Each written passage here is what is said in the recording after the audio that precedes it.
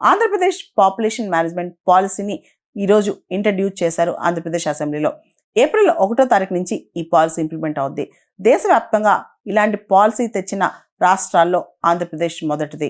ముఖ్యంగా మనం చూడాలంటే దేశవ్యాప్తంగా భారతదేశంలో మనం చూస్తే కనుక అన్ని రాష్ట్రాల కల్లా ఎక్కువగా 60+ ఉన్న రాష్ట్రంగా ఆంధ్రప్రదేశ్ ఉందన్నమాట.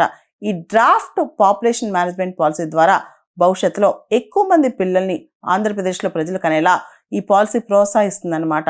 ముఖ్యంగా పోషణ శిక్ష సురక్ష ప్యాకేజ్ అని చెప్పి ఎవరైతే పిల్లల్ని కంటారో వాళ్ళకి 25,000 బెనిఫిట్ని అనౌన్స్ చేస్తున్నారనమాట.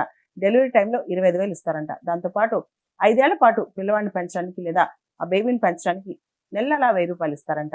18 సంవత్సరాల వరకు కూడా ఆ పుట్టిన పాపకు కానీ బాబుకు కానీ ఫ్రీ ఎడ్యుకేషన్ అంట. దాంతోపాటు ప్యాటర్నిటీ లీవ్, మనం ఎక్కువగా మ్యాటర్నిటీ లీవ్ గురించి వింటాం, అంటే తల్లులకు లీవ్ గురించి వింటాం అనమాట.